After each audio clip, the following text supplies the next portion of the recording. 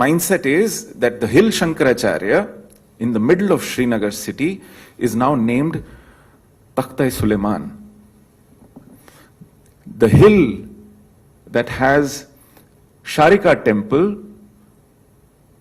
to which Dr. Farooq Nazki claimed that his ancestor 14 generations ago was the caretaker, has been named Kohe-Maran.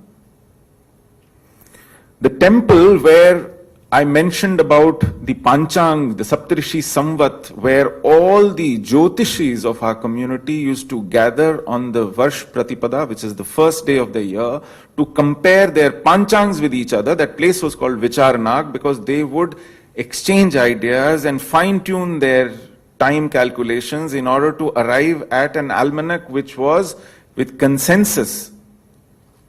That Vicharnag is named Firdaus. The place which was Gaukadal connected Ganpatyar with another locality called Mysoma in the middle of Srinagar. Mysoma incidentally is called Gaza Strip because this Gandhian with guns called Yasin Malik lives there. That bridge is called Gaukadal. It has been renamed Madina Chowk.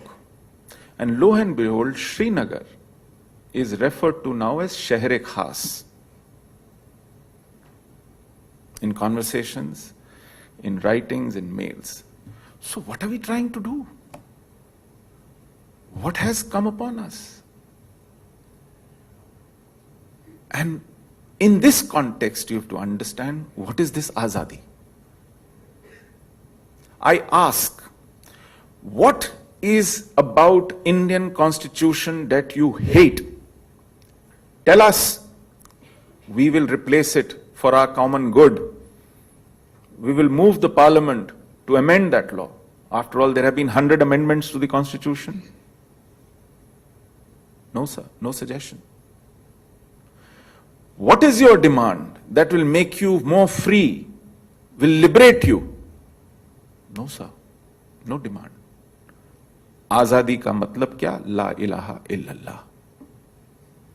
Pakistan se rishta kya? La ilaha illallah. This is the content of this agitation. Must do the content analysis. Kashmir was never part of India.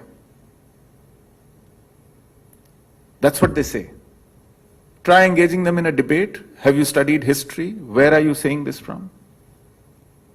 Illiterate school dropouts make these assertions.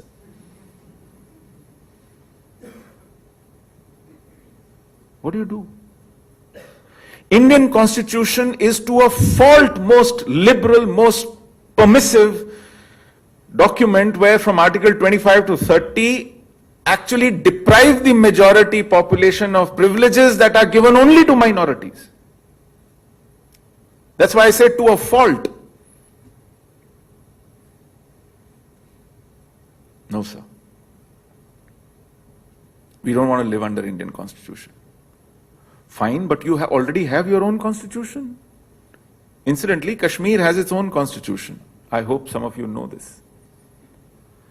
That constitution was given to Kashmir by its own constituent assembly in 1956, good 6 years after India gave itself a constitution. Now, 6 years later, I thought they had an opportunity to improve upon Indian Constitution, add some more features in order to make it even more desirable. But what did they do? There is no mention of fundamental rights in Kashmir Constitution. None. There is no mention of the word minority in the Constitution of Kashmir. So I must tell you, Kashmir Valley today has 99% Muslims. And they are a minority. As per Indian Constitution, they get all the benefits. And we, a single-digit minority in Kashmir Valley, were majority who were discriminated against and chased out because even that small minority could not be tolerated. and why it couldn't be tolerated? I'll tell you. We, this minority in Kashmir, did not stay in ghettos. We were in every mohalla, every city, every district headquarter, every district, every village of Kashmir. Even if we lived as minority of one household surrounded by scores of non-Muslim households, we lived there. If in some villages, as an exception, we did not exist, we reached there because we were part of either post and telegraph or telephone, or we were school teachers, or we were part of the primary health center. Some reason we had access to the village and the population if we not lived there. So we knew every square inch of the valley by the back of our hands, and we were patriots. So if you had to create a movement of secessionism from India, you could not afford to have people who could be considered as eyes and ears of India. So the first thing you had, who knew the language, who knew the terrain, who knew the troublemakers, who knew who was up to what, and therefore could become a great deterrent. So we were killed in a targeted manner. The icons of our society were targeted, killed in marketplaces, thoroughfares, in their homes with impunity. Justice Neelkant Ganju was killed, a retired man in his 70s. Professor Sarvanand Kaul Premi was killed, right in the middle of his brows where he used to make a tilak. This scholar of Sanskrit had translated Quran into Sanskrit. He was a scholar of Persian and Sanskrit both. And he used to keep that copy of translated Quran in Sanskrit at the place of his worship. So he decided not to leave.